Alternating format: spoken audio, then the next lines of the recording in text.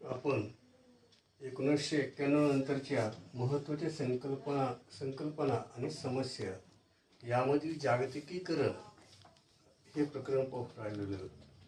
यामध्ये आपण आर्थिक क्षेत्र, राजकीय क्षेत्रामध्ये लोकशाहीचे वाढत चाललेले महत्त्व, आज राज्याचे स्थान हे जरी कमजोर होत असलेले वाटत असले तरी सुद्धा आज राज्याचे स्थान अत्यंत बळकट आहे. बिगर राजकीय घटक त्याचबरोबर मानवी हक्क यांना महत्त्वाचे स्थान जागतिकीकरणामुळे प्राप्त झालेले आहे. तिसरा घटक जागतिकीकरणाच्या भाषेत विचार प्रणाली. आपण पाहिलेले शीतयुद्ध हे दोन विचारसरणीमध्ये चालू होते. एक विचारसरणी म्हणजे साम्यवाद किंवा समाजवाद, तर विरुद्ध भांडवलशाही अशा दोन प्रकारच्या विचारसरणी. साम्यवाद किंवा समाजवाद हा शेतकरी, श्रमिक, कामगार यांच्या हिताचा विचार करणारी विचार प्रणाली आहे. तर भांडवलशाही म्हणजे कारखानदार, उद्योजक यांच्या हिताचा विचार करणारी आहे. म्हणजे अशा दोन टोकाच्या विचारसरणी आहेत. आणि भांडवलशाहीमध्ये खाजगी क्षेत्राला जास्तीत जास्त महत्त्वाचे स्थान असते. तर साम्यवादी किंवा समाजवादी अर्थव्यवस्थेमध्ये असलेल्या देशामध्ये सार्वजनिक आणि सरकारी कंपन्यांचे यामध्ये हस्तक्षेप मोठ्या प्रमाणात झालेला दिसून येतो. अशा प्रकारचे शीतयुद्धाच्या काळामध्ये सोव्हिएट युनियन आणि अमेरिका या दोन देशामध्ये सत्ता स्पर्धा चालू होती. यामधील पूर्व युरोपमधील काही राष्ट्रे चीन, सोव्हिएट युनियन, रशिया यांनी साम्यवादी अर्थव्यवस्था स्वीकारलेली दिसून येते. तर अमेरिका, ब्रिटन यासारख्या देशांनी लोकशाही शासन व्यवस्था स्वीकारलेली दिसून येते. जगाची विभागणीसुद्धा या दोन विचारसरणीमध्येच होत चाललेली दिसून येते. त्यामुळे त्याला शीतयुद्ध असे म्हटलेले आहे. की जगातील जी नवीन निर्माण 1950 नंतर नवोदित निर्माण झालेली जी राष्ट्रे आहेत, यामधील आशिया, आफ्रिका या खंडातील राष्ट्रांनी आपल्या विचारसरणी स्वीकारावा यासाठी एक दबाव तंत्रांचा वापर यामध्ये केलेला दिसून येतो. यातच शीतयुद्धाला सुरुवात झालेली होती. शीतयुद्धाच्या काळात विचार प्रणाली हा एक महत्त्वाचा घटक होता. राष्ट्रांचे वर्गीकरण हे एकीकडे साम्यवादी किंवा समाजवादी तर दुसरीकडे भांडवलशाही किंवा मुक्त लोकशाही प्रधान असे केले जात होते. आता सांगितल्याप्रमाणे सोव्हिएट रशिया, चीन आणि पूर्व युरोपीय राष्ट्रे ही साम्यवादी, तर उत्तर अमेरिका आणि पश्चिम युरोपीय राष्ट्रे ही भांडवलशाही असे गट निर्माण झाले होते. विचार प्रणाली आणि अर्थव्यवस्था यांचा घनिष्ठ संबंध आहे. विचार प्रणाली हा राजकीय घटक होता. प्रत्येक राष्ट्राची अर्थव्यवस्था ही त्या राष्ट्राच्या विचार प्रणालीवर आधारलेली असते. उदाहरणार्थ पूर्व युरोपमध्ये साम्यवादी विचार प्रणाली होती आणि तिथे साम्यवादी अर्थव्यवस्था असलेली दिसून येते. अशा साम्यवादी अर्थव्यवस्थेमध्ये सरकारी आणि सार्वजनिक उद्योग क्षेत्राला प्राथमिक स्थान होते. आता सरकारी म्हणजे देशाचे दृष्टीने जे महत्त्वाचे उद्योगधंदे आहेत त्यावर सरकारची मालकी असे उद्योगांवर. त्याचबरोबर सार्वजनिक क्षेत्र की या ठिकाणी की अनेक लोक एकत्र येऊन एखादा उद्योग व्यवसाय सहकार क्षेत्रातून उद्योग व्यवसाय सुरू करणे म्हणजे असे सरकारी आणि सार्वजनिक क्षेत्राला साम्यवादी अर्थव्यवस्थेमध्ये महत्त्वाचे स्थान असेल.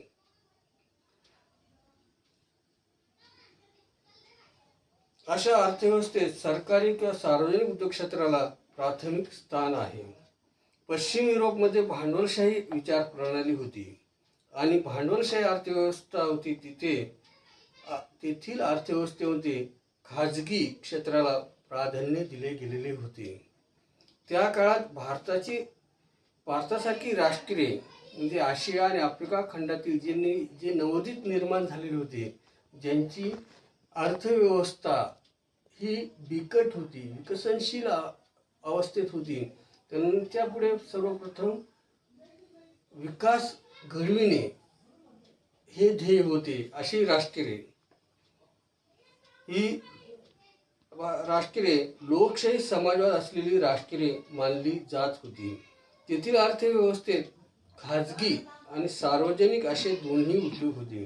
म्हणजे त्यांनी जी जगामध्ये दोन विचारसरणी अग्रेसर होत्या, यामध्ये साम्यवाद किंवा समाजवाद आणि लोकशाही, तर या नवोदित राष्ट्रांनी ह्या दोन्ही अर्थव्यवस्थेचे विचारप्रणालीचे मिश्र स्वरूपात स्वीकार केलेलं दिसून येतो. म्हणजे या देशामध्ये उद्योगधंदे हे काही सरकारच्या मालकीचे, तर काही उद्योगधंदे हे खाजगी तसेच सार्वजनिक मालकीचे या देशामध्ये सुरू झालेले दिसून येते. या व्यवस्थेला मिश्र अर्थव्यवस्था असेही म्हणतात.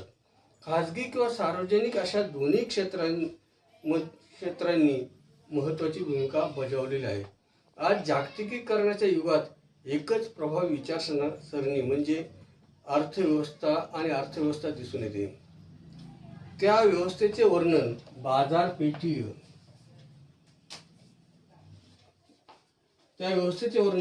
बाजारपेठी अर्थव्यवस्था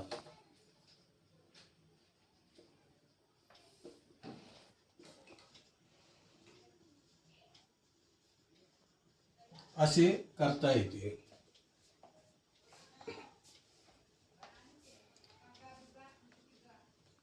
त्या बाजारपेठी अर्थव्यवस्थेचे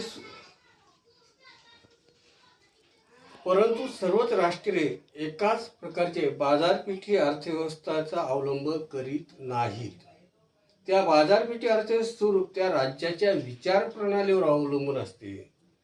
आपण काहीशी उदाहरणे पाहू. पहिलं,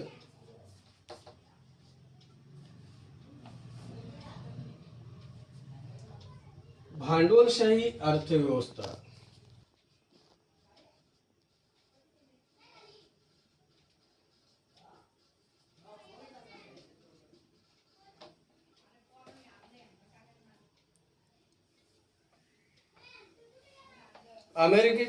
अमेरिकेत भांडवलशाही विचार प्रणालीवर भांडवलशाही अर्थव्यवस्था आहे, म्हणून त्याचे वर्णन भांडवलशाही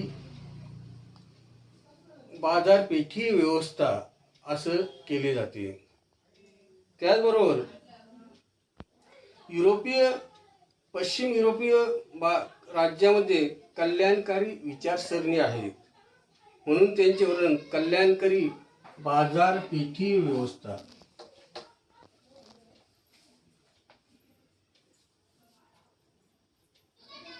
तर चीनी राजकीय व्यवस्था ही साम्यवादी विचार प्रणालीला मानते. 1990 नंतर चीनच्या अर्थव्यवस्थेत महत्त्वाचे बदल झालेले दिसून येते. आज चीनचे वर्णन साम्यवादी बाजारपेठी व्यवस्थेत झालेले दिसून येते.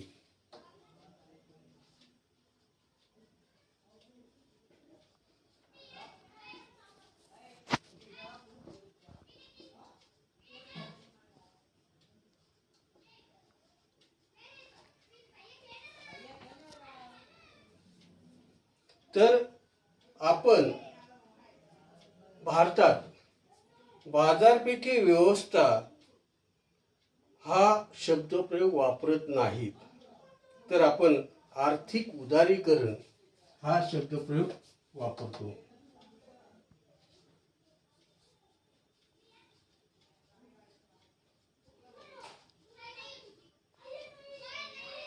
म्हणजे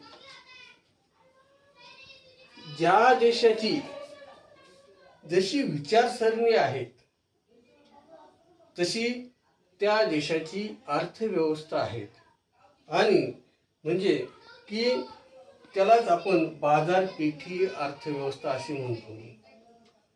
ज्या देशाची भांडवलशाही अर्थव्यवस्था आहे त्या देशाला आपण भांडवलशाही बाजारपेठी व्यवस्था असे म्हणतो. उदाहरण अमेरिका.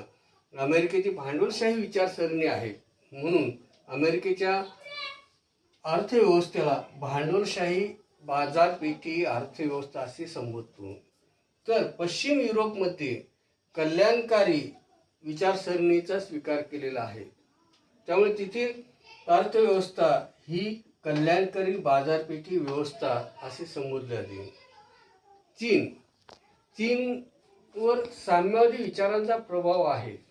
1990 नंतर त्यामध्ये बदल झालेला आहे.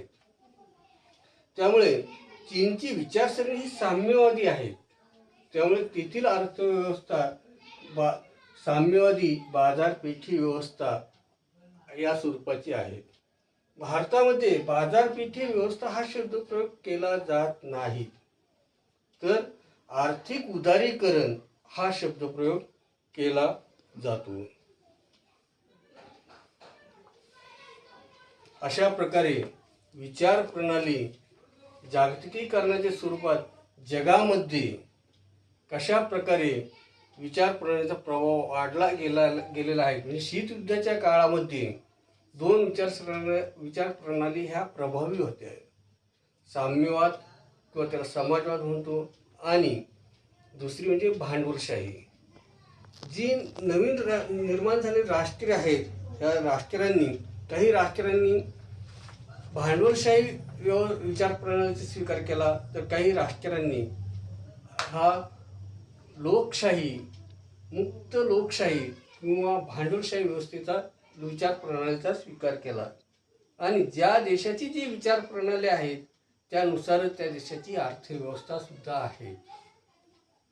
म्हणजे विचार प्रणाली ही जर लोकशाही, मुक्त लोकशाही आहे, तर त्या देशामध्ये उद्योगधंदे सुद्धा त्याच स्वरूपाचे असलेले दिसून येतात. म्हणजे या ठिकाणी खाजगीकरणाला मोठ्या प्रमाणात वाव दिला जातो.